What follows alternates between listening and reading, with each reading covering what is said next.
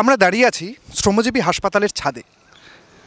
1983 সালে এই হাসপাতাল তৈরি হয়েছিল Indo Japan steel limited workers association এবং পিপলস হেলথ সার্ভিসেস অ্যাসোসিয়েশনের এবং তার সাথে কিছু সমাজকর্মীদের মিলিত উদ্যোগে। বেলুর শ্রমজীবী হাসপাতালের কর্মীরা আজ বেশ কয়েকদিন ধরে অবস্থানে বসেছেন তাদের কিছু দাবি দাওয়া নিয়ে। আমরা তাদের কাছ থেকেই শুনে নেব তাদের এই অবস্থানের কারণ কি। ইন্দো জাপান কারখানা পরবর্তী 1996 সালে বন্ধ হয়ে যায়। ওয়ার্কারদের কোনো পাওনাগণ্ডা দেয় না। তাদের 22 বিঘে জমি ইন্দো জাপান কারখানা ছিল। ওয়ার্কাররা সেই জমি এবং কারখানা আগলে রেখেছিল। পরবর্তীকালে এই কারখানার জমিটা একজন প্রমোটারকে দিয়ে দেয় কারখানা to commercial housing complex conversion করে। সে যখন এখানে আসে তখন ইন্ডাস্ট্রিজের ওয়ার্কার এবং এলাকার মানুষজন মিলে আমরা তার সে পর্যন্ত বাধা দিই, ছিঁড়ে ফেলে দিই, ওরা কোর্টে যায়। আমরা দেখতে পাবো পিছনে এই সেই 32 বিঘা জমি, যে জমি তারা দাবি করছেন এই জমি পেলে এখানে তারা একটি 300 বেডের সুপার স্পেশালিটি হাসপাতাল তৈরি করতে পারবেন। জট কিন্তু এই জমিটি নিয়েই। এই জমিটি যে ফ্যাক্টরির ছিল অর্থাৎ ইন্দো জাপান স্টিলস লিমিটেড, সেই ফ্যাক্টরি আজ দীর্ঘদিন ধরে বন্ধ এবং এই জমি এখন সরকারের খাস জমিতে পরিণত হয়েছে। কিন্তু রাতারাতি এই খাস জমি তুলে দেওয়া হয়েছে প্রমোটারের হাতে।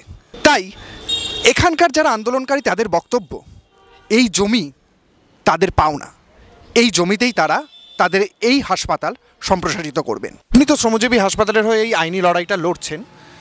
আন্দোলনকারীরা বারবার এটা বলছেন যে সরকার আইন মানছে না। এই আইনের জটিলতার ইতিহাসটা এটা যদি আমাদের একটু খুলে বলেন। সাম্প্রতিককালে আইন সহায়তা কেন্দ্র আমাদের একটা উদ্দেশ্য হচ্ছে বিভিন্ন সময় বিভিন্ন গরিব মানুষ তাদের আইনি সহায়তা দেওয়া। তো আমরা শ্রমজীবীর সঙ্গে যুক্ত হলাম কেন?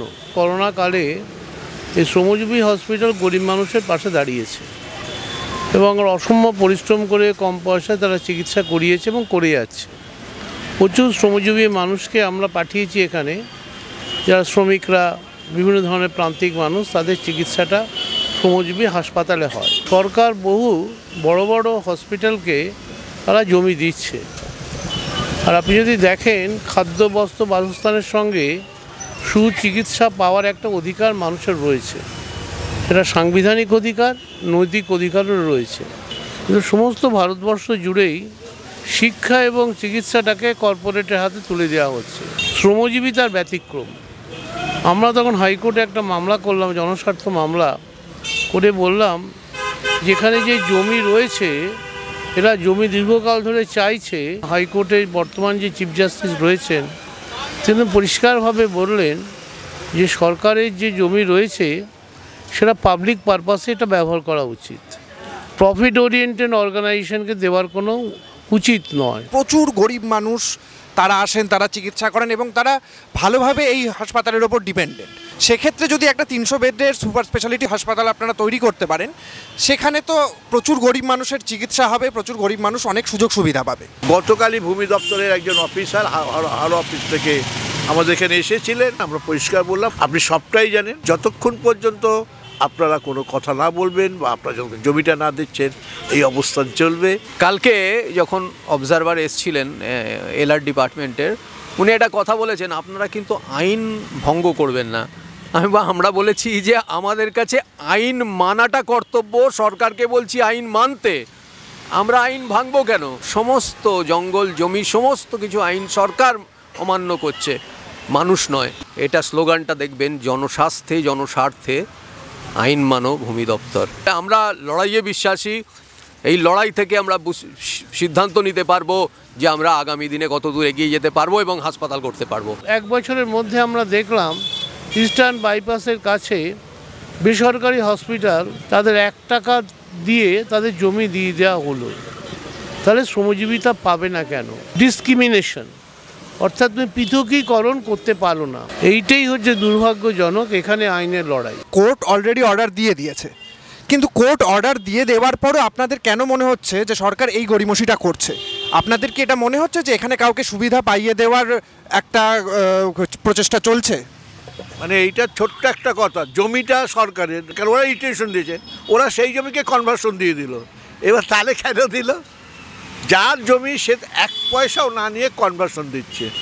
এর মধ্যে তো এত পরিষ্কার ছবির মতন আর কিছু হতে পারে না। এটা ল্যান্ড ডিপার্টমেন্টের একটা নেক্সাস বলা যেতে পারে, যে তারা এই জমিগুলিকে নিজের বলে দাবি না করে, তার জমি মানুষ বুঝতেও পারছে না, ঘেরা বাউন্ডারি বন্ধ হলো, কারখানা হাউজিং হয়ে গেল। আমাদেরই এখানে আরেকটা কারখানা ছিল, সেইটা বিক্রি হয়ে হাউজিং তৈরি হয়ে গেছে। হাইকোর্ট অর্ডার দিয়ে সুপ্রিম কোর্ট অর্ডার দেওয়ার পরে না মানাটা এখন একটা অভ্যাসে দাঁড়িয়ে গেছে। যেমন ধরুন সমকাজের সমবেতন, সুপ্রিম কোর্টের অর্ডার কেউ পাচ্ছে না। কোর্ট অর্ডার দিলেই যে মানবে এটা ভাবার কোনো কারণ নেই। পিপলস প্রেশার জেনারেট করতে হবে।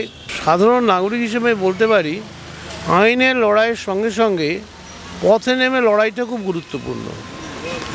কারণ শ্রমজীবী এই হসপিটাল বুঝতেই পারছেন শ্রমিকরা চিকিৎসা পাওয়ার ক্ষেত্রেও যেমন অত্যন্ত অসহায়, ঠিক একইভাবে তাদের নিজস্ব দাবি দাবা নিয়ে অসহায় অবস্থায়। মানুষের ওপর নির্ভর করেই আমাদের এই হাসপাতাল আজ এই জায়গায় এই উচ্চতায় পৌঁছেছে। সরকারি জমি, বিভিন্ন কারখানার জমি, এইগুলো রাতারাতি তার চরিত্র বদল করে প্রমোটারি হয়ে যাচ্ছে। আমরা যদি হাওড়া ব্যান্ডেল লাইনে দেখি, আমরা হিন্দমোটর থেকে দেখতে শুরু করব চারপাশে যে বড় বড় ইন্ডাস্ট্রিয়াল ল্যান্ড, সেখানে বড় বড় প্রমোটিং হচ্ছে।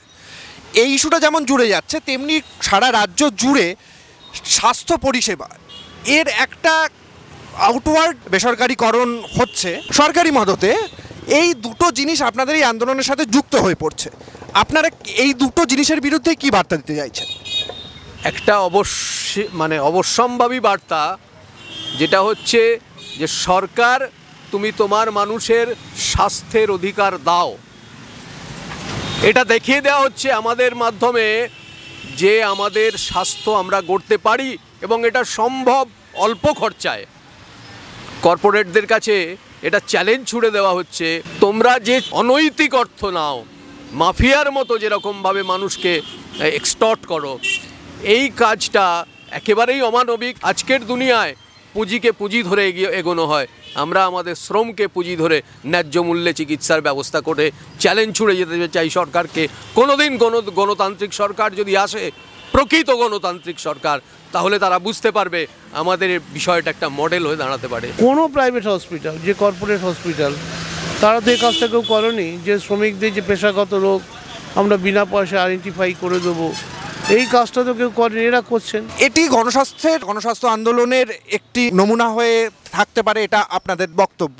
আজকে মানুষের প্রচেষ্টায়, মানুষের ঐক্যবদ্ধ হয়ে মানুষ যখন কোনো সিদ্ধান্ত বা কোনো নির্মাণে সামিল হয়, তখন সরকার ভয় পায়। তার কারণ হচ্ছে কি, এই সরকারটা চালিত কর্পোরেটদের দ্বারা।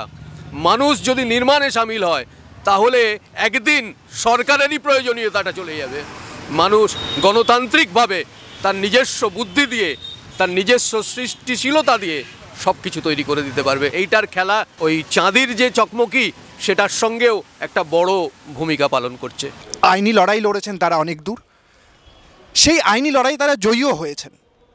কিন্তু আজকের দিনে দাঁড়িয়ে সমস্যাটা যেটা হয়েছে, কোর্টের ভার্ডিক্ট সরকার পালন করছে না। কোর্ট যেখানে এই 32 বিঘা জমি তুলে দেওয়ার কথা বলেছে শ্রমজীবী হাসপাতালের হাতে, সরকার কিন্তু সেই জমি তুলে দিচ্ছে না। তাতে গড়িমসি করছে এবং সরাসরি প্রমোটারের পক্ষ নিচ্ছে। ক্যামেরায় সৌপ্তিকের সাথে স্বাগত চক্রবর্তী, জনতা স্পিক্স।